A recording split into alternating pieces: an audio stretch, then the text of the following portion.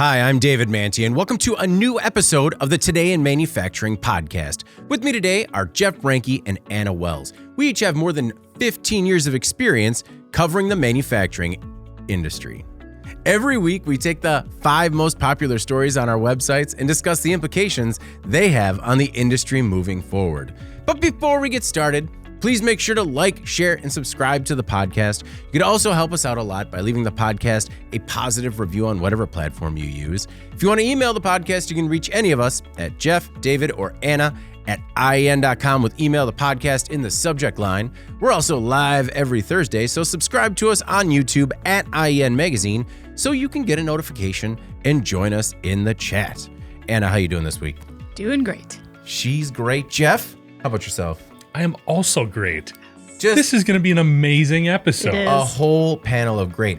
Why do I feel like this is the last bit of positivity for the next 90 so minutes? False, David. False? It's going to be good? There's good stuff. Mm-hmm. Okay.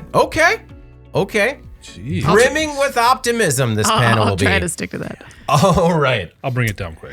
Before we get started with our first story this week, we have a word from our new sponsor, Sigga Technologies. This week's episode is brought to you by Sigga Technologies. Sometimes I got to really connect the dots on that read, you know what I'm saying? The ongoing pursuit of greater efficiency and productivity means the industrial sector is constantly looking at all aspects of the enterprise in search of ways to push their operation forward. While it has been at the forefront, most manufacturers are giving even more attention to how maintenance programs can be a prominent driver of these strategies. Register now to watch our very own Jeff Reinke's his new interview with Stephen Timms, Sigga CEO, to hear how manufacturers are increasing tool time 2 hours per technician per day.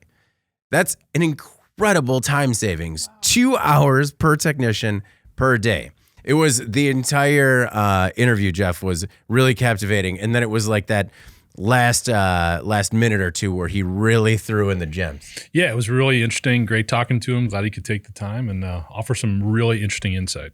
All right. Click the link below to register to see that exclusive interview.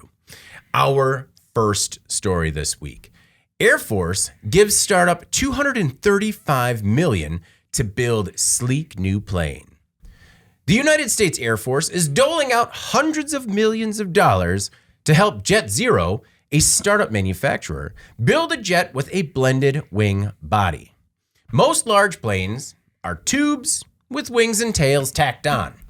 In blended wing planes, the body and wings are one piece. It's a sleeker craft with less drag, and it looks pretty cool too. The design could pave the path, or maybe light the skies, towards greater range and efficiency for military tankers, cargo planes, and even airline passengers. The Air Force, the Pentagon's Defense Innovation Unit, and NASA are all working on this project. Jet Zero has even partnered with Northrop Grumman on it as well. The idea isn't new. Boeing built and tested small-scale versions of the X-48, and Lockheed Martin has tested a hybrid wing body design in wind tunnels. However, the Air Force says the timing is right for a large-scale demonstrator due to advancements in materials and manufacturing. Jet Zero believes a full-size demonstrator plane will be ready to fly in 2027.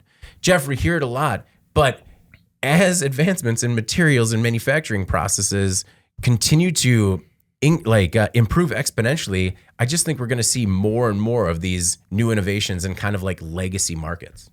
Absolutely, especially when you look at aerospace. And I think what this is really a reflection of is some of the new demands being placed on aerospace technology, especially from a military perspective. We look at our biggest threats right now being China potentially and Russia. These are places where we're going to need greater efficiency from a fueling perspective because we don't have a stopover between where we have bases right now and potentially getting to a target. Okay.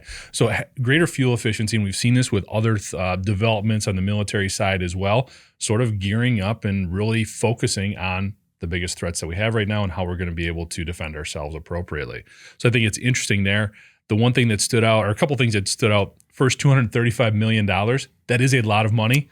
That's not allowed in Except aerospace. when you're dealing with aerospace. Not enough. Yeah. It's kind of a drop in the bucket. I mean, these things are cool. They're looking like gliders, essentially. So I'm glad that they have another partner here as well. So it's like 5 more partners. it was nice to see, the Air Force chipping in a little bit, but not a huge sum in the grand scheme of things. I think that's also interesting when you look at, again, the design here. The closest thing we have right now is sort of the B-2 or the B-21 bomber with that design in terms of having not the wings essentially right now, it's sort of a hybrid of where they want to go to. They're not quite there yet. But when you look at that design, that is definitely what I would describe as an offensive I don't know if it's right. If is it a jet, a bomber, whatever you want to say, aircraft, I guess would be the right general term. So when they bring up talking about this being a tanker or for troop transport or passenger travel, don't kid yourself. You don't see it, huh? There's going to be weapon systems developed here, but this overall structure and this overall design definitely a thing that leads to the thing, I think, when we look at how we can improve, because not only is this important for military objectives, but also just passenger travel. The one thing, too, from an economic perspective, right now, the Department of Defense spends over $9 billion a year just on fuel. So if you could trim that back a little bit, I'm sure we have other things we could spend money on, too. Well, and they did say that the initial application for this would be as a refueler. And I think it's, when news like this comes out, I think it is important, even if it is a sentence, to say, like, it could be used on tankers and eventually on passenger aircraft. It's just a reminder, That's what we prefer to do. Yeah, don't worry. You'll see some positive impact as well, a little bit further down the line, 2030s or so. Anna, it's interesting. One of the things that we don't see in aerospace is a really fast product development cycle, right? Because some of these aircraft that go into service last 30 years. So we really don't see innovation and product developments like as quickly as we do in the automotive sector. So it is kind of cool to see some movement when it comes to really altering the body of an aircraft. Definitely. And I think this one is interesting for a couple of different reasons. Obviously, it's designed to combine the enhancements, with a mind towards aerodynamics. But it also incorporates a shift away from fossil fuels, which I don't think they really went into a lot in this article. But if you look at what Jet Zero says on their website about this particular craft, so they say, first off, that it says the design eliminates complexity, which is one thing. I think that's really important to think about. Less moving pieces. Well, right. And in aero, that's such a cost center, right, is just building those planes. But it's so aerodynamic, they say, that it cuts fuel burn by 50% compared to existing models at the same payload. And the idea here is that the blended wing design offers what they refer to as like a compounding efficiency concept. The design makes it lighter. It reduces drag, thus requiring a smaller engine, which the lighter engine then adds to the fuel savings. But they also said that that the design of the airframe is agnostic to future propulsion solutions. So they believe that's going to lower the cost of ownership in the end as well, which is another cool thing I think that didn't really get mentioned here. And then, back to the fuel part of it, the aircraft is said to be launching with 100% sustainable aviation fuel compatibility. And Jet Zero says that the internal volume will be capable of accommodating hydrogen as well. So it's a bit future-proofed, I think, against potential changes or developments when it comes to fuel, should that ever become market-ready in the next, who knows when. But so anyway, I'm on board with this. I hope that we can see it play out effectively. The more money that they get to prove it doesn't always equate to speed to market. But I do think there's a role here for government agencies like the U.S. military to be putting some money into this. They need to be involved in the development of some of these types of solutions that have not just military impact, but consumer and logistics business impacts as well, because they can't just rely on the private sector to achieve these goals, right? So we've set out the goals. We got to all work together to achieve them. So well, and when it comes to cost savings, we recently visited with a fastener distributor in Brillion, Wisconsin, right? And fasteners, I think, are something that are always overlooked, like have Oh, yeah. always been overlooked. And I just, being at those meetings, I never really understood how much money at scale you could save just by taking out a few fasteners out of every design, whether or not it's a grill or a washing machine, kind of anything. So when I hear that it's a new aircraft design where you don't need to attach wings, you don't need to attach a tail, I know that there are all kinds of cost savings across the entire spectrum, but even when it comes to like fasteners, we're talking about like billions of dollars Right. just in fastening hardware. We had mentioned a couple, but there is another player in town. Bombardier recently gave a progress report on its EcoJet. It's a research project that they've been working on, and they've already successfully completed a first phase of testing with a small scale model of a blended wing body aircraft. Now, when I read small scale model, I'm like, oh, it's like 50%, maybe something. 7%. It was 7% of a business jet. Oh, wow. Okay. So it's this tiny little baby aircraft in a wind tunnel, but the numbers were gangbusters. Really good. So they're going to do... One-person capacity. Yeah. So they're going to do the next model for testing is going to be twice as large. So still a tiny little baby aircraft, but we're really getting somewhere when it comes to a blended wing body aircraft. And it's going to be weird boarding these things, or like, just because, think about it, like an airplane has been the same for us our entire lives. And if these new designs are realized for passenger travel, it's going to be cool. Just getting like being faster, probably being quieter as a result of just less moving parts on the aircraft. Less drag. Yeah. But yeah, all good things. Really, there's kind of a low bar when it comes to improving aircraft travel. But, it's good to see it realized soon. Yeah, hopefully they don't put the seats closer together. Oh, no, they're going to put them we're still going to be stacked in as tight. And there'll be some way that they'll put some on above from you? the ceiling as well. Yeah, like you're just looking at somebody else's feet. Yeah, just okay. So you do have to sit hanging upside down, but it's only half the cost. Only half the cost. And you'll be there much quicker. That's And the fuel savings. All right. Our next most popular story. These cars will be gone after 2023. My, oh my, how we do enjoy watching things die. It's the circle of automotive life, an inevitability that car models will perish as consumer interests and larger economic and regulatory forces change in the industry's trajectory. The experts at Edmunds, Link Added, have highlighted the top models to be phased out this year. The Chevy Bolt EV is out for now. Sales are better than ever for the Bolt, but GM is making room for electric trucks and SUVs based on a new EV architecture. The Bolt's demise may just be a flash in the pan, as the automaker recently announced that a new Bolt is in the works. Next, the Mazda CX-9 SUV was the auto company's largest family vehicle since 2007. A small cargo area and a cramped third row forced larger families to go another way. The CX-9 is being phased out in favor for the CX-90, a redesigned and improved three-row SUV. That's 10 times larger. The Dodge Charger and Challenger are likely the most shocking on the list. They are still both very popular, but Stellantis says they're not on the roadmap to an all-electric future. Mercedes is culling C-Class and E-Class coupes and convertibles from the carmaker's clan.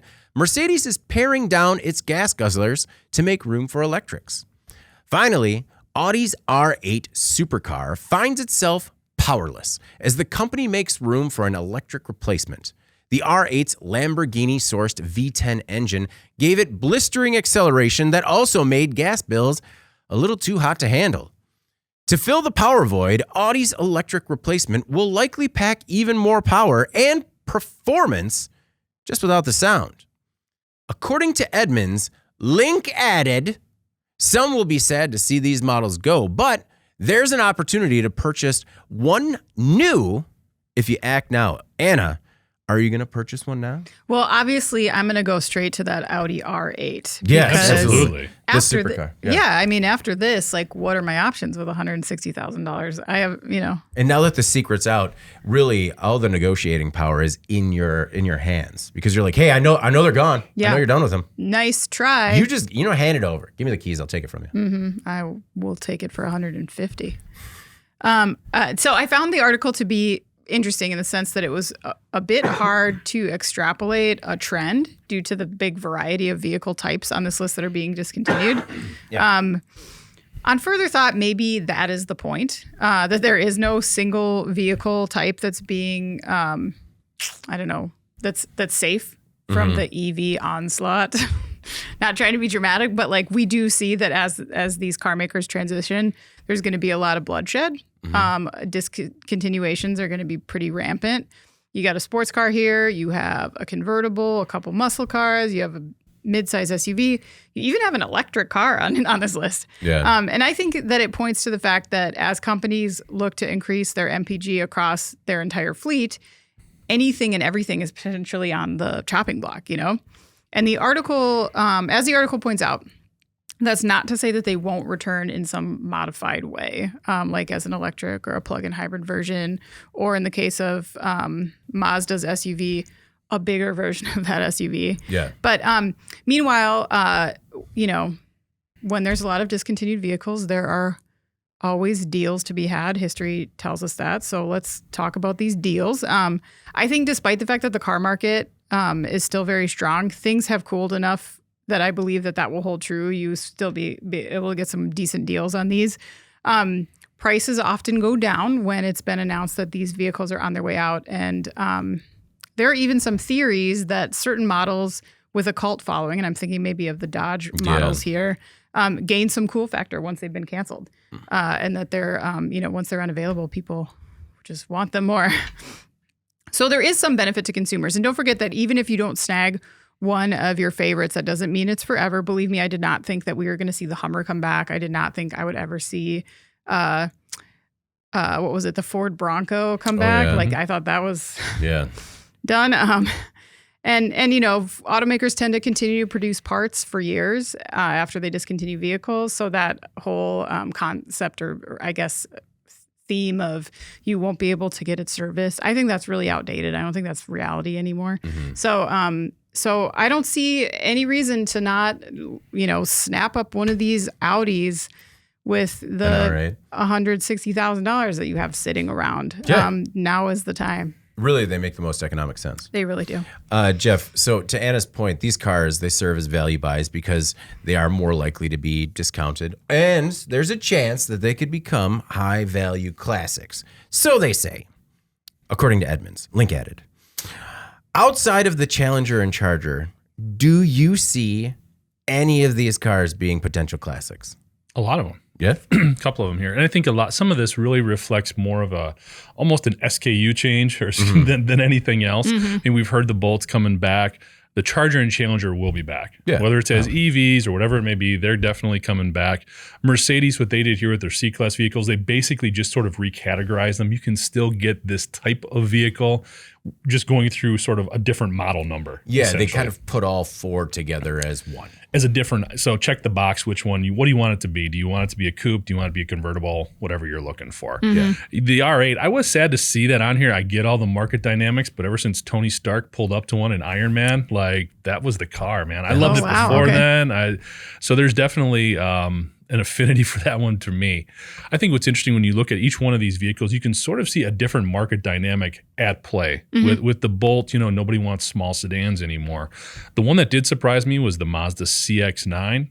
That one seemed to check a lot of boxes, but again, they're not really cutting it. They're just making it a little bit bigger. They're adding a zero. So, it's not that dramatic. The Charger and Challenger, when we see these types of vehicles, and I think the R8 falls into this as well, I wonder when you're going to start seeing a louder voice of people saying, where's my gas-powered vehicle? Where's my muscle car? Why can't I buy this as well? They're out there now. You can certainly find Facebook groups and everything else, but I wonder when there will be a stronger sort of purchasing coalition that goes, I mean, I can get a Camaro, I can get a Mustang. I want more options. Where did my other muscle cars go? I understand where the automakers are going. I understand where we're trying to go as a society and everything else.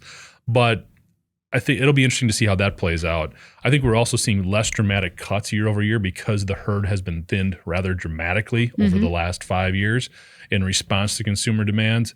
Basically, we're just not into sedans anymore. Everybody wants an SUV, and everybody is trending towards an electric version of it. So I think that's a lot of what's reflected here. Well, and I can understand why sometimes it takes subtle tweaks, like so from going from a CX-9 to a CX-90, like how it can take it just has to be a little tight in that third row in order for a bunch of people to pass on it. Well, and there's so many options right now. When you look for an SUV, Yeah. and really, I mean, you try to be brand loyal to some extent, but they're all shades of gray. Yeah. I mean, so you have that many options where you can say, this one did give me that extra half inch of leg room or whatever it is. Yeah. If that's what makes the difference, that's where people are going to go because there are so many more options out there. No, you're absolutely right. When you're shopping, like when the interior, even though has all the same bells and whistles, and it is just as spacious for you when you're sitting, like if it seems a little bit more claustrophobic overhead, you're going to pass. One thing that I was kind of impressed with was Dodge's strategy. They're doing a whole last call, final call campaign with these Challengers and Chargers. And if there is a group of people that are going to heed that call, they are Challenger and Charger enthusiasts. Jeff, now back on the subject of these Facebook forums, are you the administrator of these muscle car forums? No, these guys are a little extreme for me when it comes to this topic. But yeah, just a lot of, it's rhetoric right now. It's personal preference. I think some of it's definitely, a little too hardcore for me. I can still appreciate the automotive legacy and the engineering that went into the internal combustion engine and everything that was associated with it. But if it's time to move on, it's time to move on. Yeah. The one thing that, when we talk about these vehicles maybe being a deal right now, the one thing to consider though, yes, we'll still make parts for it. It's going to get more expensive to service and get parts for. So some of that savings you get right now, you might not see it down the road. Yes, that's facebook.com/musclecars by Jeff. Actually, it was something like, what was it? V8s over EVs or something like that. Okay. Man, okay. Yeah, where they're really going after them. Yeah, it was pretty hardcore. But this is just, when you're looking for a common theme, this is just a change in market dynamics. People are going towards EVs. And Jeff, when you ask about where are people going to go for their muscle cars, that story, our top story last week where, it was rare. They made 10 new Shelby Cobras. That might be, maybe not in the immediate future, but that could be the future of exotic Chargers and Challengers down the road where you're going to need a custom auto shop to build it for you. What you're going to see is, you're right. It's going to be custom vehicles, customized vehicles, vehicle kits that are going to go retro. Right now, we're getting kits to turn ICE cars into electrics. Oh, yeah. It's going to go the other way. Oh, yeah. Anna, can't you wait until we have to refigure out how to pull the massive battery bomb off the chassis so we can turn our EVs back into combustion engines? Yeah, I can't wait. Let's do the coal rolling too. All of that at once. Anna, it's okay that you can come out now as an open coal roller. Open coal roller. Mm-hmm. Get out of your coal rolling closet. You bring that up. Actually, plug for a show on HBO, Cinemax, whatever that is now. I can't even the name of the app. Max. Oh, Max. Yeah. Downey's Classic Cars, Robert Downey Jr. Oh. He has a garage of a lot of internal combustion old classic cars. He's retrofitting them to be EVs and more environmentally friendly. Yeah. It's actually super interesting. Wow. I highly recommend it. Doing it all with that sweet Iron Man money. He's doing some cool stuff with it. Yeah. That's awesome. Yeah. All right. Our next most popular story. EV startup valued higher than Ford or GM. VinFast is a Vietnam-based EV startup. The company made its NASDAQ debut last week to great fanfare, though some say it was too much. Just before the market debut, VinFast announced a $1.2 billion commitment by the state of North Carolina to help build a factory near Raleigh. It was the largest economic incentive package in the state's history. VinFast went public after merging with a blank check company, a special purpose acquisition company, or SPAC, called Black Spade Acquisition. The company's NASDAQ debut resulted in a valuation of $85 billion. nearly double that of GM and Ford. However, after the hot debut, VinFast's stock kind of tumbled, but kind of came back. Still, TechCrunch called it, quote, an eyebrow-raising valuation for a young EV startup that delivered just 11,300 vehicles in the first half of 2023. Investors want to find the next Tesla. But can VinFast heed that call? Questions remain over how the company will scale and sell EVs in an American market with heavy competition. It's a long road to climb, especially after Motor Trend's Scott Evans reviewed VinFast's VF8 SUV and said he'd, quote, be embarrassed to look a customer in the eye when handing over the keys to this vehicle. Anna, just because they're embarrassing vehicles that don't work right doesn't mean the company's not worth $85 billion. Yeah, it might still be worth it. That is just an absolute blistering review. Yeah. That is, yeah. It is, we're in the age of the hot takes. And Scott Evans had a hot take. Yeah, that take is on fire, man. That just, But I mean, tough to read. It's been crazy as we've seen some of these new startups go public, and the valuation is just, I don't know. It's I think it's new to the automotive industry, and sometimes it makes you think twice about what kind of company you're backing. It should make you think twice.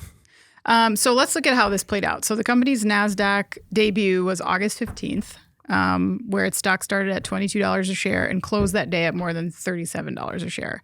That put the valuation at $85 billion, which for a company that's never turned a profit feels like the new normal for SPAC debuts for some reason. But anyway, then things got really strange. So you mentioned how the stock went down after that. So it went down really fast. So by the end of that week, it reached as low as $15 a share last Friday. So just 3 days later. And then after the weekend, it started to soar again, reportedly on news that the company would be building a factory in Vietnam. So on that Tuesday, just earlier this week, it traded as high as $45 a share, which is a valuation of $95 billion. Mm-hmm. So what is going on here? There's a few things in play here. One I think that's important to point out is that the company's shares are majority held by its founder, a man named Phan Nhat Vong. And when I say majority, we're talking 99% of shares. Yeah, that's incredible. Which makes the small amount of shares that are publicly available highly prone to these very volatile swings. It's what is referred to in finance as a low float company, and it's subject to these much bigger swings. There's just not that much available. Mm-hmm. So with that in mind, I think it's truly difficult to take any kind of $80 or $90 billion valuation seriously in any way. And then when you add to that the fact that the company doesn't have a ton to show for it so far, that's where I would worry. It delivered 11,000 something vehicles so far this year, as you mentioned. It's still hoping to hit the goal that it set for itself of 50,000 vehicles by year end. Not going to happen. Well, just not on pace. Not on pace. It's not turned a profit to date. It's making very large investments in manufacturing capacity, which would eat into any potential profits, I would think, at least for the next few years, minimum. And then coming to the U.S. market where, there's a lot of competition and tons of stuff coming out and a lot of trusted legacy brands to compete with. There's nothing that I can see that's particularly unique about their products. I just don't know what the big appeal is. And so with that, I do agree with the article where they say that investors are looking for the next Tesla. Mm-hmm. And just so we don't forget about the actual trajectory of Tesla, let me remind you that was a long game. I mean, they went public in 2010. As recently as 2020, Tesla shares were trading under $30, which is a far cry from what you see today. But that was the highest they got in the 10 years following their market debut. It was $15 a share for a really long time. Tesla was not a quick hit. People should not expect that from VinFast either. And I would say that Tesla had a lot more going for it at that time than this company does. So because Tesla was an emerging technology in a market that was really unique. That was a niche for them, Now this is just another EV player. I think that a lot of people are going to lose a lot of money on this. Well, I didn't realize until the article came out that it was only 1% of the shares on the market, which is incredible. It's also with all the Tesla comparisons, this Mr. Vuong, he's also Vietnam's richest man. So there are a lot of similarities with Elon Musk. That's what you do, I guess, when you reach a certain tier of wealth. You just start an EV company. Well, this Vin Group, I don't know if you're going to talk about that. Well, no, I was. I did have notes about it, but I was also. I just want to. When we're still talking about the shares, they did come out and say that they are going to release more shares to continue their fundraising efforts. But no, Jeff, between the owner and the group that controls them, there's a lot of money in the coffers. Yeah, that Vin Group, and you can get it. I mean, it's just huge. They're into real estate, healthcare, education. I mean, anything you can be into, essentially, any type of social market, they're into it. I think there's a lot of things with the VinFast that if you are looking to be an investor should raise some flags.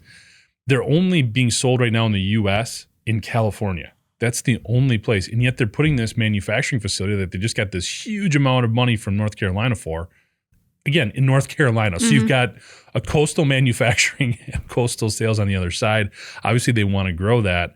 I think there's just this whole fear of missing out when it comes to investing on the side for EV vehicles, and there's not a lot of options in terms of emerging tech out there. Obviously, if you missed out on Tesla, you want to try to get into something, but the way that this stock has fluctuated would scare me. The fact that they have so little distribution set up in the U.S. right now would scare me. The fact that if this fails, this Vin Group has so many other businesses that it's fine with. If you look on their website, they have a video that talks about basically taking a piece of swampland and turning it into a high-tech automotive manufacturing plant in a course of 21 months. Yeah, just fill it with sand. I mean, I know we like to go fast and break things, whoever originated that, but that seems really fast. And when you couple that again with the Motor Trend article, where that reviewer, to me, like he was trying. He wanted it to work really hard to walk back some stuff. But every time he tried to use any type of feature or function, including like going in reverse, something was broken, not working right. So there's just so many red flags on this one. Again, you hope these investors are being careful and people aren't drinking too much of the Kool-Aid here. They're not. The couple things that I would point out is potential strengths, because the other thing, when you look at the vehicles, did they all look way too similar to you? They look exactly the same. I mean, whether it was an SUV or whatever it was, there was not a lot of differentiation. They are also in buses and scooters. So they are running the gamut a little bit. I would tend to believe if they've got a good battery technology, which again, the ranges weren't off the chart. These are not inexpensive vehicles. You're looking at high 40s to low 50s in terms of a lot of these options. I don't know. I mean, which we started out talking about being on a positive note here. Yeah. This might be the one downer of the stories here. It's a wait and see. It's a reality check. I think there's a lot of red flags here that would make me very cautious about this company. Well, some of those red flags, though, when you talk about only 1% of it being public, maybe a handful of more shares are going to become available. It's a 6-year-old startup. So, it does have a little bit of a legacy there. Like it's been around, and maybe, it is moving at least in the right direction. It did post a loss. I don't know if you mentioned the exact number, but like $1.4 billion of the 9 months through last September. So it's still really early in scaling its multinational business. Again, with those backers though, if they buy into this, they can make it happen regardless. Like, because the founder he has promised $2.5 billion in backing of his own money. VinFast or Vin Group has promised another $2.5 billion in backing. So, I mean, that's a $5 billion coffer, as well as like when you try to even look up the total value of Vin Group, I mean, you just see like people speculating at the hundreds of billions of dollars. So if they want it to work, it has the resource. They're not going to run into a Lordstown situation anytime soon. But that doesn't give them customers. That doesn't give them float after that. Like they can make it work, I guess, if they do want to continue to dump money into it. But like, how is it viable over the long term? I'm just saying that in terms of other EV startups that we've seen, this has a better pedigree that I would bet on sooner than some of the others we've seen. But you wouldn't, right? You don't have it in the stock, do you? I don't have any stuff. David. Well, actually, I don't know. Well, technically, I have like the highest risk 401k deal, so hopefully they're in this. You might be in this. This has got to be the highest risk. If it's not, I don't know. If this is medium risk, I don't want to know what I'm in. Like, You're in Lordstown. it's all right. 401ks are fake anyways. All right. Oh, David. David's views do not reflect the views of the podcast. Nor should they be endorsing anyone's financial planning goals. No, it's all real. strategies. You know what? I'm cashing in whatever I got left in that 401k, all in VinFast. Bet big. It's a bold move, Cotton. It is. I'm full of bold moves. I just kind of said moobs. Just Moobs. really felt weird. It's got a weird mouth feel. All right. Our next most popular story. The last sub $20,000 vehicle is reportedly dead. The cheap cars are getting even harder to find. Mitsubishi could soon cut the Mirage from its lineup. The Mirage is the last vehicle going for less than $20,000 as of last month. With a starting price of $17,340, including shipping, the Mirage was an outlier in a new car market where the average vehicle now goes for $48,000. Mitsubishi plans to leave the sedan market altogether in the U.S., but the automaker only sells a few models here, and besides the Mirage, they're all crossovers. The Mirage will likely be phased out over the next few years, but could Mitsubishi have a trick up its sleeve? Some companies like Hyundai have found a way to sell a cheap vehicle by repackaging it as a crossover. Well, Mitsubishi has one of those, the X-Force, a subcompact crossover SUV, still where it's available. I mean, it's still like $25,000 or more. 5 years ago, car buyers had a dozen options for small cars, all selling less than $20,000. Anna, soon there will be none. Eek. Well, and talk about the price of entry into the new car market more than doubling, in 5 years? That's incredible. I know. And I don't think you can exactly call it collusion. Not exactly. When the automakers are very sensibly targeting their products around the types of models that people are purchasing in mass, right? I mean, we have seen this big shift to larger vehicles. But it does beg the question for me, would not a gap in the market open up here that somebody could target? I know there are people out there who want smaller, cheaper, no frills type vehicles. Like after we ran this report on the Mirage, the AP ran its own story about the sub $20,000 car going away, basically. That's right. That's a subtle drop at how Anna scooped the AP. But I was also scooped by somebody else. But the AP, but you get it together. Yeah. So anyway, they had interviewed a woman in their report. It was a good report, who was vehicle shopping, and she's in her 70s and like 5 feet tall. And I can imagine why someone who is smaller, shorter, maybe they don't want to like schlep themselves up into a big SUV. Yeah. So I can see why, will they have options in the future? We don't really know. Right now, you can still get some smaller vehicles. Several automakers still have smaller entry-level vehicles, Nissan, VW, Kia, Hyundai, Subaru, they all do. So it seems to me that the biggest takeaway for me from this was not that the small car is dead necessarily, but that the $20,000 price point is maybe outdated. And I think the evidence of that is this theory that Mitsubishi, like Hyundai, could potentially repackage this entry-level vehicle as a crossover and build some more into the starting price. And maybe they have to do it that way, because I'm not usually here to defend like a big price increase. But when you have an existing vehicle model, adding a significant amount to its price could be the death knell for that vehicle. You can add $7,000 on a $100,000 truck and people will absorb that. But you cannot add that on, like a 30% increase on an $18,000 car. I just don't see people going for that necessarily.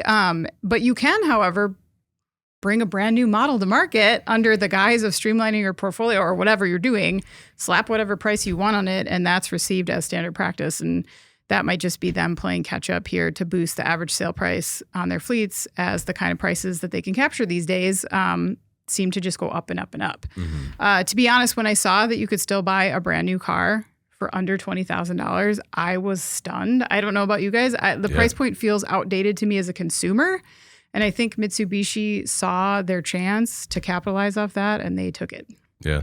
Well, and I mean, the market kind of spoke a little bit, and Jeff, I'm sure you'll get into that. They're not selling too many of these.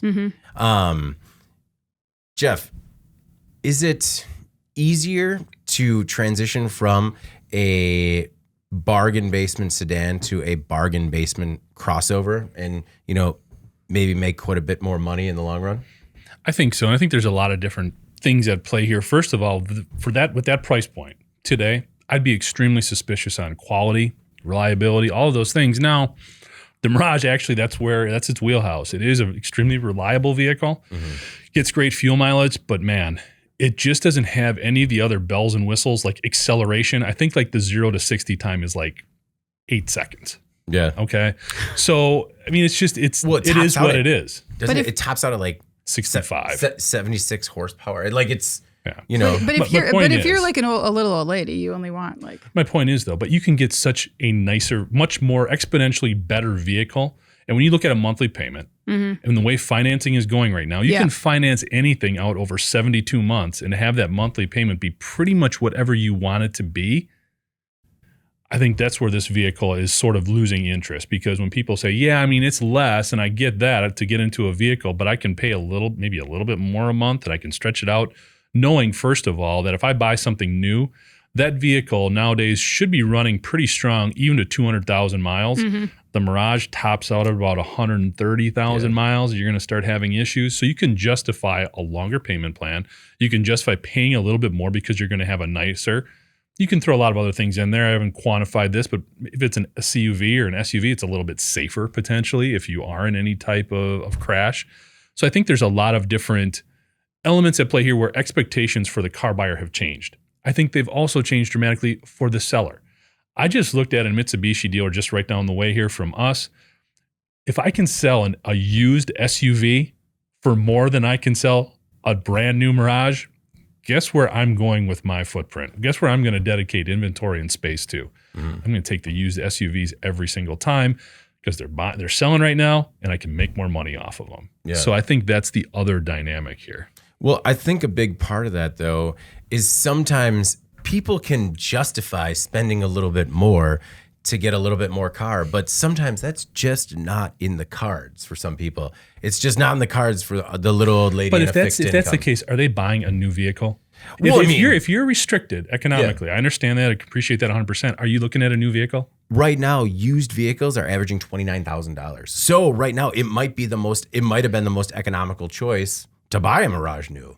I mean, that's not fair, because when you look at the used vehicle, you're bringing in a lot of trucks and a lot of SUVs. If you are looking at a sedan, okay. Now, granted, still trying to get another 20, that is tough. I'll give you that, but you can still find a used sedan for less than what you'd buy for a new Mirage. I mean, I understand that, but it's also, we can't always make these assumptions that, for just a little bit more here or just a bump up there. Like, some people just can't do that. Fair, but if I'm Mitsubishi, I'm not looking at some people. Yeah. I'm looking at everybody, and I'm looking at what the majority or the mass majority is doing right now. That's not where they're leaning. No, I agree. And I think if this is their opportunity to walk away from that price point, and it's an easy time for them to do it. Yeah, it was when you were talking about that AP article, they really went into consumer trends, and it was crazy to me to talk when they were talking about students, like, hey, the Mirage just isn't a car that students want to pull up in. And it was like, man, when I had the opportunity to buy a car, it was whatever I could get that would run. So different. I understand that it's different now. I understand. And that is just crazy to me that it's just like, I wouldn't be caught dead in a brand new Mirage. Just like, you will drive what I tell you to drive. Yeah. Or what you can afford. I cannot wait. So you get there in 10 years. It's going to be all mass transit by then, and it'll all be autonomous then anyways. We'll all be in these little rolling pods that'll be summoned via Uber.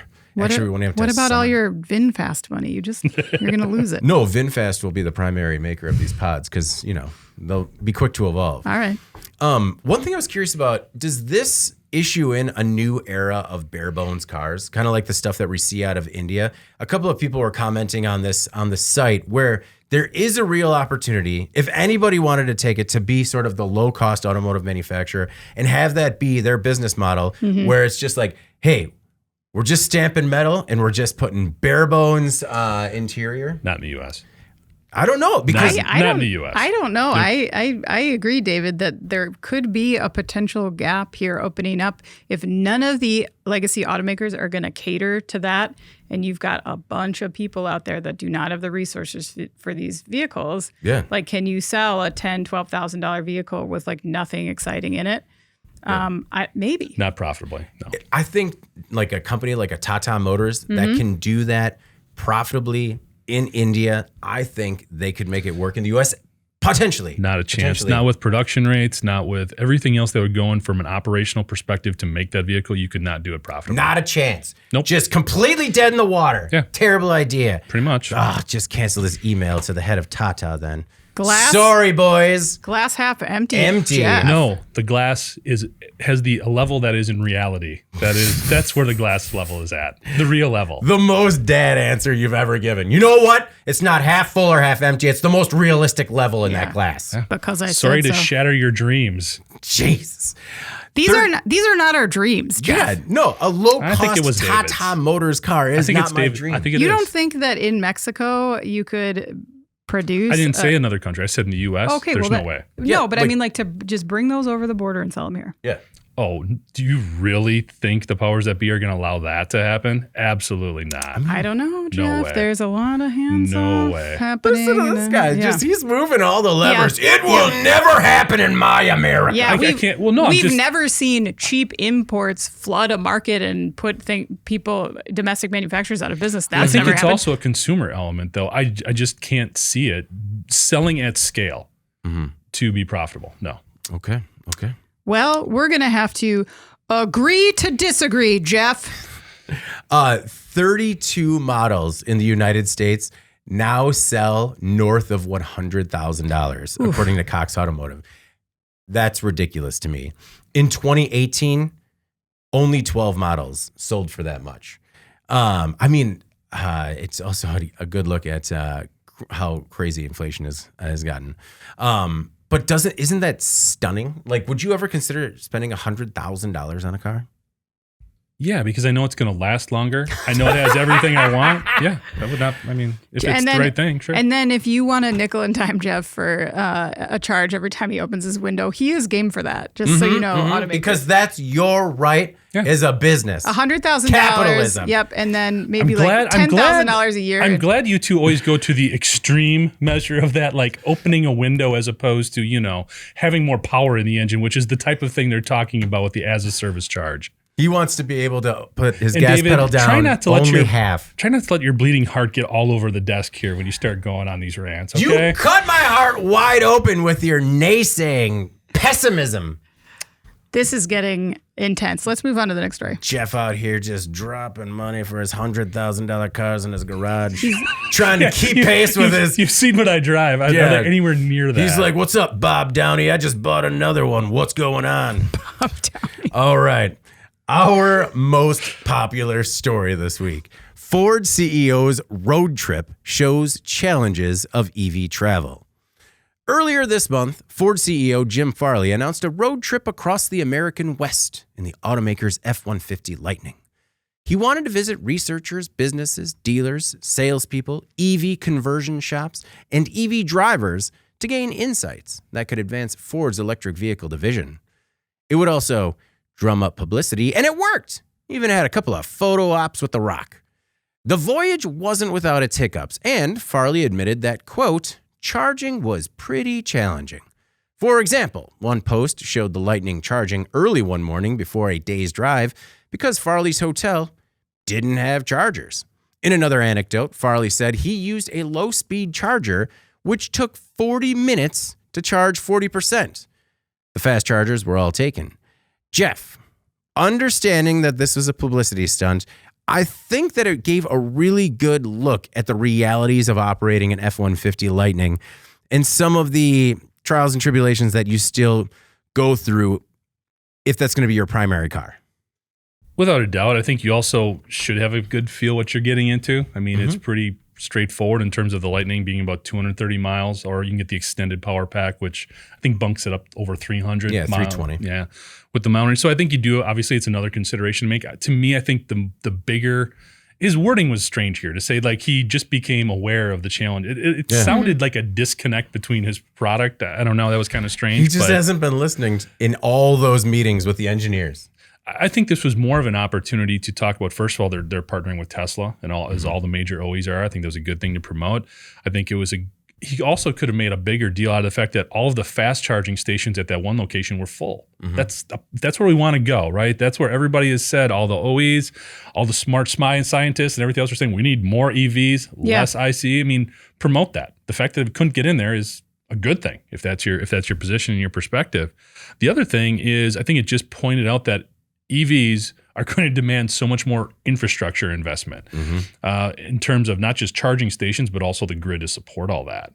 So I think that could have been the bigger message to point out here in terms of this is a bigger cultural shift than maybe we appreciate sometimes, and talk about that, especially if you're talking about somebody using a truck for work, construction jobs, all of those types of things where 230 miles on a day, that could happen real quick, real easy. Yeah. So I think that should have been the greater focus as opposed to, boy, charging a truck is hard. It was an odd sort of statement to lead with. Just sitting here twiddling my thumbs for 40 minutes on a little trickle charge. Right. The 40 minutes for 40%, Anna, just really kind of made me think, because depending on the battery, that's low end 92 miles, high end battery, that's only 128 miles. And I mean, that is still a really hard sell when I get 3 gallons of gas in less than a minute.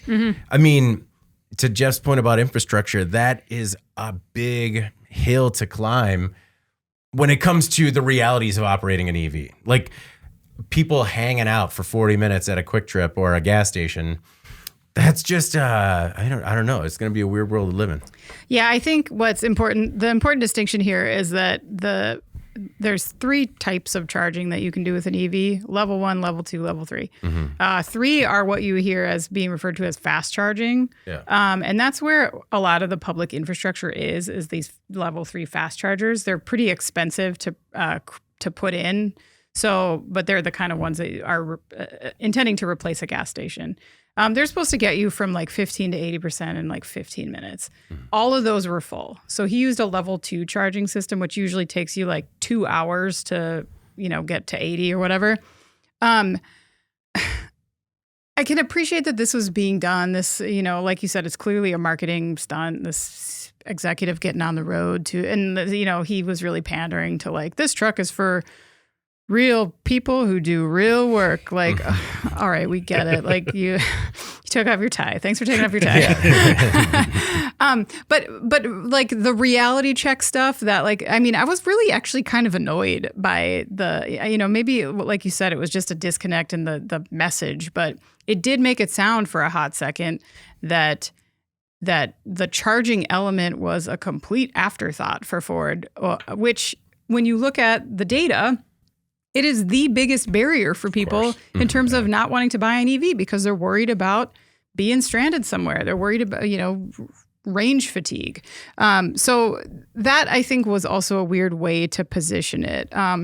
Although I do agree with Jeff in the sense I do think that the timing was okay for them to maybe be like, we need to acknowledge this. Let's acknowledge it when we have like a solution already like baked into our future, which is this transition to using the infrastructure that Tesla already has in place and creating an adapter for the Ford vehicles to use that. So I don't know. I mean, that solution comes with its own challenges, which they're not really discussing. I mean, I know that it's great that those chargers were full, but those chargers were full because now everyone is converging on that same charging network. That's a good point. So that's going to be a problem, that congestion around what exists, and they're going to have to do more build out. That's just, you have to do that. There's a lot of ground to cover in America. It's going to take a while.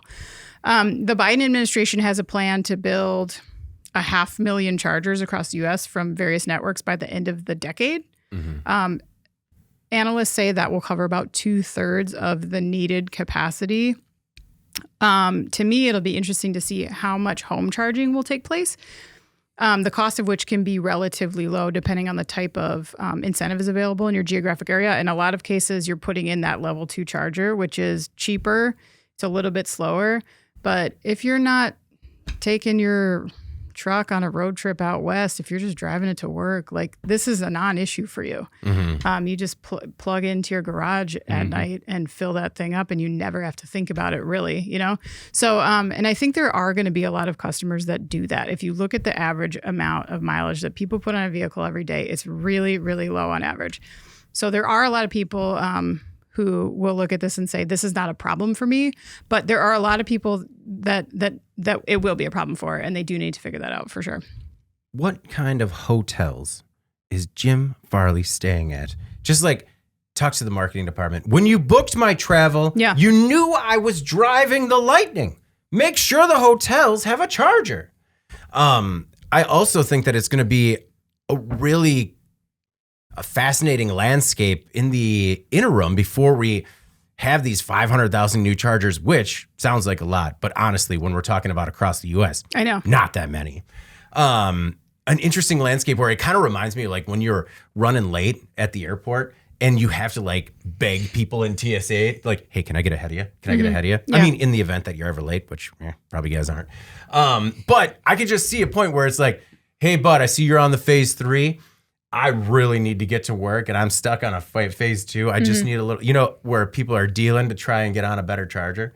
It's going to be weird. And it really makes you reconsider. I don't know, Jeff, I know that you're kind of skeptical when it comes to EVs too, right?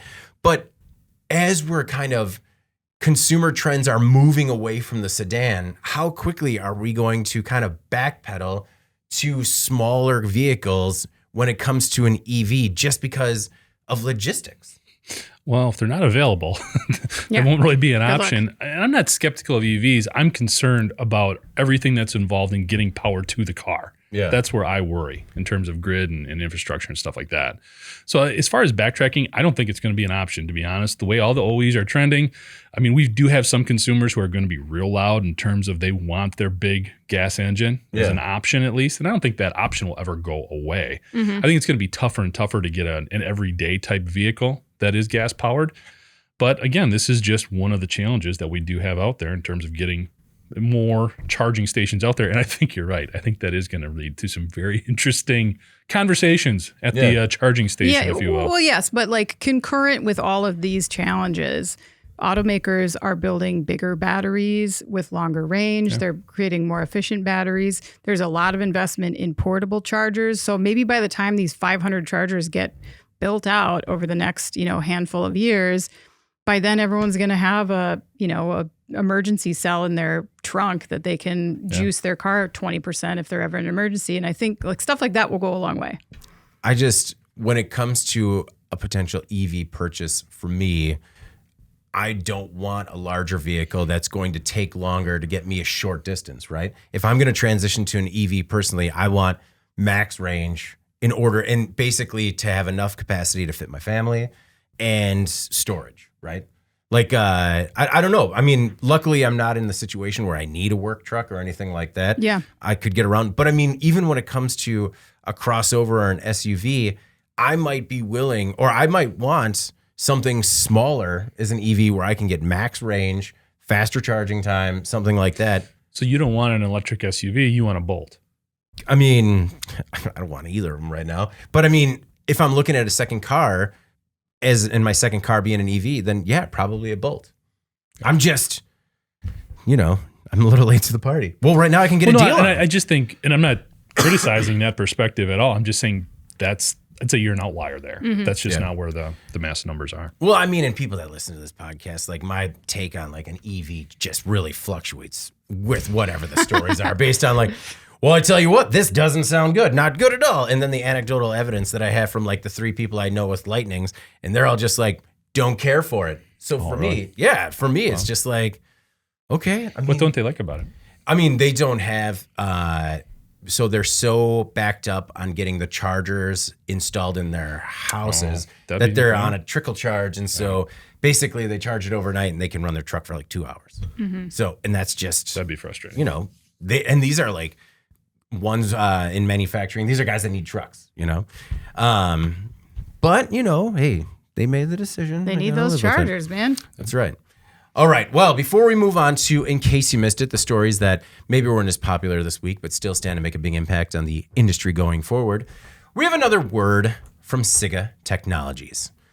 The ongoing pursuit of greater efficiency and productivity means the industrial sector is constantly looking at all aspects of the enterprise in search of ways to push their operation forward. While it has always been at the forefront, more manufacturers are giving even more attention to how maintenance programs can be a prominent driver of these strategies. Register now to watch Jeff's new interview with Stephen Timms, Sigga CEO, to hear how manufacturers are increasing tool time 2 hours per day per technician. You can register to watch the interview at the link below. We'll have it in the body copy. Not sure if it's dropped in the live chat, but you know, I mean, right now we're down a video guy. You know, Alex is powering the entire command center on his own, and he's doing an incredible job. Doing God's work over there. Yeah. It is. I have never seen so many. Thank goodness there are wheels on that chair, because he is just bouncing back and forth. A lot of movement back there. You're doing great work. All right. In case you missed it this week, stories, not so popular, industry, big impact, forward, etc. I'll go first this week. I chose a story called Digital Clones Growing in Popularity. And everyone already knows why I chose this story. So a Japanese entrepreneur wants a world of digital clones, online avatars that could take on some of our work in daily tasks. His name is Kazutaka Yanakura. He is the chief executive of Tokyo startup Alt Incorporated. The company's digital doubles are animated images that look and talk just like you. The idea is that a digital clone, which is powered by generative AI, could meet with a recruiter for a preliminary job interview, or a physician to screen patients ahead of checkups. To create your digital double, here's where the problem is. Information about you is skimmed off of social media sites and publicly available records. So your social media sites and maybe your arrest record, all in a massive data collection effort. And then it's stored in this generative AI software. The data is constantly updated, keeping up with your changing habits and tastes. So, you know, when your digital clone is talking to your doctor, you can talk about, you know, this great vacation that you just had based on all the glamour shots that you posted on IG. Right now, these digital clones cost $140,000, but that could come down with scale. And the creator, he thinks that digital clones could pave a way for a society where people can focus on being creative and waste less time on tedious interactions. What if you're not creative? What if tedious interactions is all you have? How is talking to a doctor a tedious interaction? That's usually pretty important. I don't know. And I don't know at what point. Yeah, so does that mean I have to post on Facebook about my struggles with pneumonia, so that way in the pre-checkup screening, my avatar knows? Well, it's also, what is a pre-checkup screening? I don't even know. That's something you're spending a ton of your time on. I guess I would think that's almost like an e-visit nowadays, is what I kind of thought. Like, so maybe you have your avatar do the e-visit, and then they determine whether or not you need to come in. How could they answer any of your questions? That's one of my biggest things, right? Is that, so I understand that this is something that's more focused on the Japanese market, where they're more receptive to this type of technology.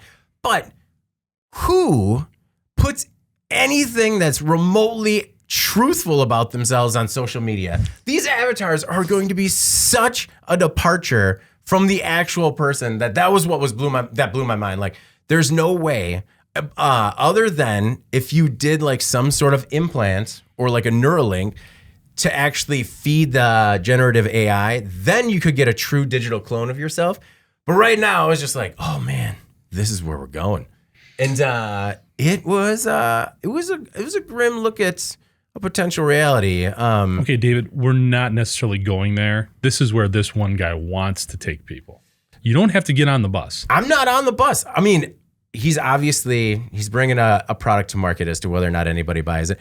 But this could be this could be a potential reality, especially, we've really backed off on the metaverse, but this is what I envisioned when it came to creating avatars for yourself in the metaverse. Now you can exist in the metaverse without ever having to do anything. And basically your digital clone will just come back, give you a report on how things were in your alternative reality. I would love to interview your digital clone for a job and just see what you said. Like, you would send that to a job interview? That's outrageous. Mm-hmm, mm-hmm. And how is that a tedious task? That is what I would need defined here. What's tedious?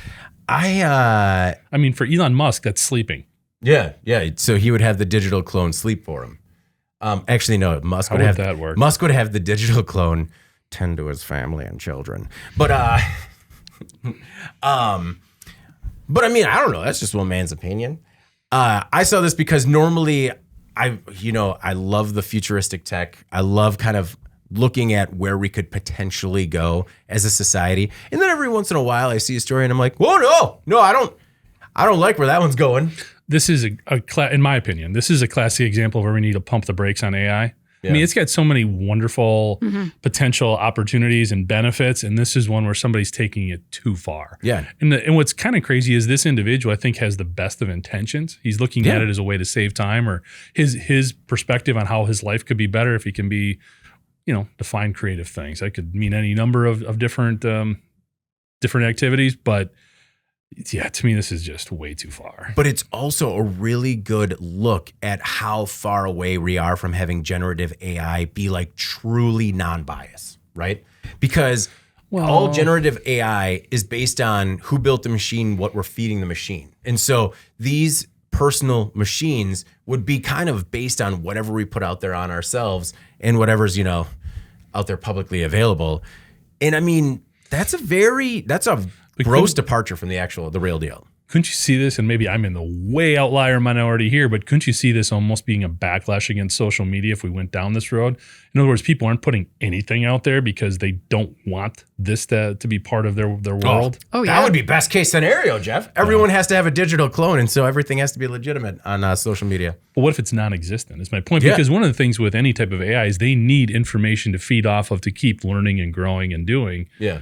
But if people just shut it down, they're like, yeah, no thanks. We're writing the script right now. I think like Alt Inc. sounds like a villain company in a movie, doesn't it? Yes. It's definitely something that is being fought by a Tom Cruise vehicle. Yeah. Yeah, he's got to infiltrate Alt Inc. and get to the bottom of the digital clone but we got to shut it from down the future to do it before it's too late. Yeah, because he could tell that the digital clones were going to commit murder before they even knew it. Ooh. Because he has a more advanced generative AI. Tom, are you watching?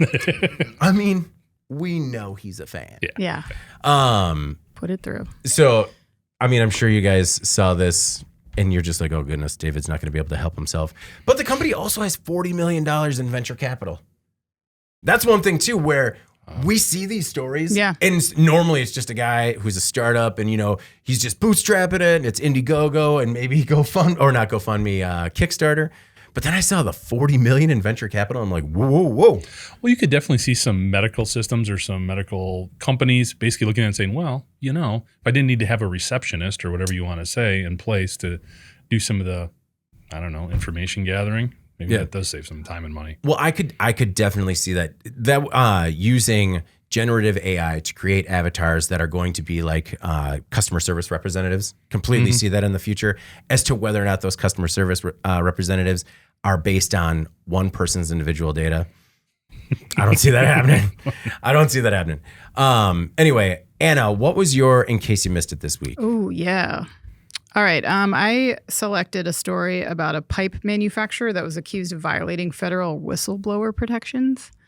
So the story was about the DOL filing a lawsuit against Tyler Pipe Company, alleging violations of federal whistleblower protections after the company fired an employee because they requested to use a respirator to protect them from smoke and fumes in the work area. Like, can I have a respirator? You're fired. You cannot. OSHA opened an investigation at the company after learning of the alleged retaliation and determined that the company did violate the law after this worker had raised their safety concerns. So The department's complaint asks the court to order Tyler Pipe to make the employee whole for illegal retaliation, meaning back wages, right?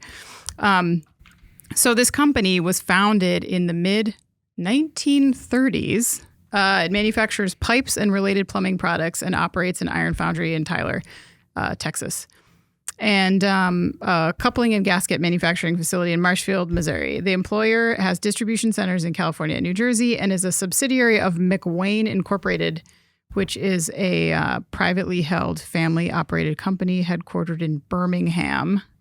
This is one of the dumbest things that I've read this week when you consider that this company has been around for 100 years. Mm-hmm. And yet what a silly and basic mistake to not only have a safety culture where PPE requests are viewed as a problem, but then also like blatantly disregard federal law in firing this person. Mm-hmm. McWane has nearly 7,000 associates in over 25 manufacturing locations worldwide. Their website offers a statement on corporate responsibility that reads as follows. You guys will appreciate this. Quote, "Our responsibility is to utilize our operational and technical knowledge to protect human health and the environment, as well as the safety of our workforce, even if those actions are not required under applicable laws or regulations." Yeah. The exact opposite of what was done here. Doesn't really check out. It doesn't. And I know this was a subsidiary, but this company is only as good as its smallest divisions, right? And to me, a story like this illustrates how diverse manufacturing can be. And I think sometimes there's this assumption that it's the smaller guys that aren't doing it right because they're, but big companies with the most resources, they skip the important things too. And again, in like an era where manufacturers are competing for talent, like it's really laughable that this is their corporate statement on safety and responsibility, and they can't even come close to hitting that. So, well, I think that's why we're seeing an uptick in these larger companies really having visibility into the entire supply chain. Just because we ran a story not too long ago, we didn't even remember the name of the Hyundai supplier, right? Mm-hmm. With the child labor. It was just that it was a Hyundai supplier. Oh, yeah. Mm-hmm. So you really have to be careful, especially when you're protecting a company with a legacy of more than 100 years. I understand that you can be so big that there are spots that you can't always look into. But I mean, you're just putting yourself and your brand at such risk when something like this happens. Jeff, I understand that this is not the company's fault and that, this is probably one bad apple and, really we shouldn't have whistleblower protections at all. What's your take on it? No, I'm just messing around. Wow. I'm just saying, in your trajectory of pessimism, like if this is going to be the pessimism pinnacle, where are you going to go? Why would this be how can I possibly be polarizing on a safety story? I don't know. That's why I'm excited. Jeff's pro firing someone for asking for a respirator. Get him out of here. You fire him and you fire the man next to him. Well, I mean, we've talked all the angles on this. I'm not going to go through all that, but I think the one thing that this reiterates too is how important that when you're a manager, when you're in a leadership position, you need to pay attention to every little thing. I mean, I'm not going to in any way, shape, or form justify denying somebody any level of PPE, okay? Yeah. But sometimes when those things come up and you're busy and you're looking around or maybe not paying attention or whatever, you have to. Yeah. Mm-hmm. If this was maybe this was the 10th thing this individual asked for, doesn't matter. Yeah. You got to make sure to treat all of these requests as very, very important because the ramifications are significant and severe. So, you've worked in factories, so have I. There is sometimes that individual who's constantly harassing people for things, and it can get difficult to constantly pay attention to them. Yeah. Guess what? You have to. You still have to. There's no excuse. There's no level of that's okay. Yeah. No, you're right. Definitely sort of the constant beat bug in your ear. But so one thing that I was kind of curious about is that in the facilities I've been in, PPE is so available that especially something like a respirator. Yeah, where it's not even a thing that you need to request because it would be available and you can either not check it out necessarily, but just kind of grab one from inventory. But I don't know. Am I wrong? I guess I thought after the pandemic, especially, the availability of PPE was just a lot. It was just a lot easier to come by in facilities. Yeah. So you do wonder what is actually going on there. Yeah. Just maybe that's it. Just He's asked for a respirator. We didn't say no. We just said, go get it yourself. Well, it's funny. I mean, this particular thing, a respirator, I worked in a tank finishing company, manufacturing company for a while between high school and starting college. And there they were basically saying, you guys should wear this. These are like the tanks that they would put milk or juice or something in, like the big semi-trailers. And basically when you're in there grinding off the welds and making sure everything was good, there is very limited ventilation. You should have been wearing one. So even then, 20 years ago, it was kind of being seen like, hey, this is a best practice. Yeah. You should do this in a much smaller facility and a much smaller enterprise than we're talking about here. Right. All right. Well, Jeff, you're in case you missed it this week. Yeah, kind of an interesting story. And I could see why this one sort of was missed, but I think there's a couple of interesting ramifications involved here. It's a story talking about the U.S. is escalating a trade dispute with Mexico over modified corn. So the gist of the story is basically we have a lot of genetically modified corn here in the U.S. that we like to ship to Mexico. There's never been any issues surrounding health pertaining to this corn in terms of it's more robust. The seed has been manipulated to produce better. It's more resistant to insects and weeds and all that kind of stuff. Now, right now, as it stands, the $3 billion that we send to Mexico in corn, it's yellow corn. So it's primarily used for feed. Okay? Animal feed, yeah. Mexico cannot produce enough corn for them to both feed their cattle and their people. So they're still saying the dynamic is most of the corn produced domestically in Mexico is for food. Okay? What they're saying now to the U.S. is we don't want any of this GMO corn, even for our animals, even for feed, because we're afraid it's going to get into the ground. It's going to have a negative impact on the native maize that we grow here. We don't want anything to do with it. The U.S. is saying this violates the free trade agreement that's in place. You said you guys were going to do this. There's no science backing up the fact that there's health concerns associated with it. This shouldn't be a problem. You're impacting a huge economic dynamic here between our two countries. I found this really interesting because not only is it sort of a convergence of economic and cultural ideals in terms of what one culture is looking at as being permissible and what another is saying, I think it also points to the fact that there's all this nearshoring that we've talked about going on. Mexico is getting an influx of manufacturing, and as a result, an influx of real, concrete economic prosperity or a foundation that they can build on. And I think it's giving them a little bit of confidence or hubris to basically say, we'll figure it out. We don't need the US's corn to do what we want to do. The other case here is also if this becomes a trend, if other countries say, we don't want GMO corn either, what are we going to do with it? Yeah. What are we going to do with that? Is this going to become then sort of a backlash against all of these companies that are then making this seed that we're depending on right now, not only to feed our crops, our cattle, but also to export as well. So I think there's a convergence of a lot of different dynamics here in place.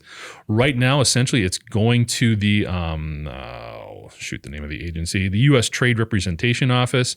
They're going to see if it does actually ban the USMCA, which is that U.S. Mexico Canada agreement. But that's going to take like 18 months. Yeah. So in the meantime, what's Mexico going to do? Because if they do decide to go completely GMO free, that's going to be a huge hurting for American farmers. Yeah. Well, and so Mexico does argue that they believe this biotech corn is going to have negative health effects, but they haven't presented any proof yet. So is it that they have 18 months to present the proof, or is it they already have what they're going to look at and they're going to look at it for 18 months? They're not saying they're not going out to find, well, they're saying that they're still developing that information. They're still researching that. I mean, GMO stuff has been tested. I mean, it's been tested by the US FDA. It's been tested by everybody else.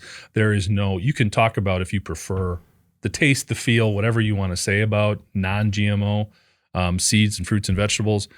But there hasn't been any link to any health concerns there. And that's why the U.S. is saying this violates the free trade agreement. Yeah.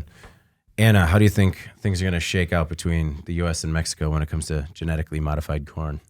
I think Jeff is right in the sense that maybe Mexico is feeling a bit emboldened right now, but they may be pushing back only to the extent to which they can, if that makes sense. The article also says that Mexico has previously appeared eager to avoid a major showdown with the U.S. on the corn issue, but not eager enough to completely drop talk of any ban. So you know, maybe they're taking a shot. I don't know. Cause it is saying too that like, if the corn is pulled from their market, it's going to cause what they think cause the price of meat to like skyrocket in Mexico. And they already have really high inflation there. So that's like a big problem that they would have to sort out before they did this. And I don't know if they have a solution for it. So, yeah. Well, an interesting issue to watch, and it doesn't sound like we're going to have any resolution anytime soon. No. So we'll just we'll set a calendar invite for a year and a half from now where we can circle back on this in case you missed it. All right. Well, before we get out of here, let's do our final thoughts. Anna, what is your final thought this week? Well, my kids are starting school next week, which is exciting. Like everybody's really excited to go back, which is awesome. So I'm hoping that it goes well. But my incoming third grader is going to be riding the school bus for the first time. So wish me luck. She's a little nervous. Good luck. We have our kindergartner riding the bus for the first time. And when we try to talk about it as just being fun, it's not even a conversation. It's just, no, I'm not going to do that. Yeah. Man, isn't riding the bus with your friends in the neighborhood going to be fun? Yeah. No. Okay. No. Not okay. So, I mean, yeah, good luck. Good luck, everybody. Good luck to you, man. It's just, it's going to be probably an exhausting week, but hopefully a good one. So. My final thought this week is I just want to take a moment to wish a happy anniversary to my beautiful wife, Carrie. This year is 11. It's 11. You know what? We're north of 10, so everything's golden. 11 beautiful years. Can't wait to, stay on this ride with you. It was actually very interesting how it came up. We were just messaging back and forth, and then we received a message from my sister-in-law that said, "Hey, happy anniversary." It was like, "Oh, yeah. I know. Happy anniversary, honey." And then, my brother was on it as well. And it was just like, yeah, we should really do something tonight. And then my wife's like, actually, we're going to watch the neighbors' kids so they can go have a date night. I'm like, good. That's good. That's good. And I don't know. I guess I've always been of the view that, it says more about your relationship if the anniversary is not as important, just because you don't need one day a year to remind each other that you like each other. But I did set a reminder in that calendar to at least flag me the day before, so I can just, at least wake up and be like, I think on year 12, we'll be able to be the first to notify each other. Cause I think almost every year for 11 years, it's typically her mom that texts us. And then we're just like, oh yeah, August 24th, happy anniversary. So, hoping to break that trend, but, happy anniversary, Carrie. I love you. Jeff, what's your final thought this week? Going the other way a little bit, because my wife does listen to this. We do not have $100,000 to spend on a new vehicle for you. Just clarifying that. Oh, okay. I'm just saying if we did, I would, but we don't. So don't float that out there. No false hope. The other thing, just want to say thanks to Kevin and Laura on That Tech Pod. They had me on. That episode dropped this week. It was a lot of fun going on there. If you get a chance, check them out. It's just at thattechpod.com. Where, you have this posted to your LinkedIn, and we also have it posted across our social media as well if people want to find it. Jeff, I got to say, your appearance on that podcast was an industrial grade appearance. Appreciate that, David. Mm-hmm. Mm-hmm. Yeah, it was a really good podcast, I thought. So everybody do check it out if you can. Yes. And please, any feedback on the host's eccentricities. It'd be interesting to see what your take on that was. Because, we're all unique. We're all flowers. Snowflakes? Flowers. Butterflies? I don't know. Butterflies. Keep going. Yeah. Pick your pick. Ants. All right. Well, before we get out of here, please make sure to like, share, and subscribe to the podcast. You could also help us out a lot by leaving the podcast a positive review on whatever platform you use. If you want to email the podcast, you can reach any of us at Jeff, David, or Anna at in.com with email the podcast in the subject line. You can also subscribe to our daily newsletter. Make sure you get it delivered to your inbox first, or subscribe to us at IN Magazine on YouTube so you can join Seth and Jesse, Carrie. I think Pete's in there today too. Mark, all of you guys. We really appreciate you joining us live and the feedback we get throughout the podcast. For Jeff Reinke and Anna Wells, I'm David Manti. This is the Today in Manufacturing podcast, and we will see you next week.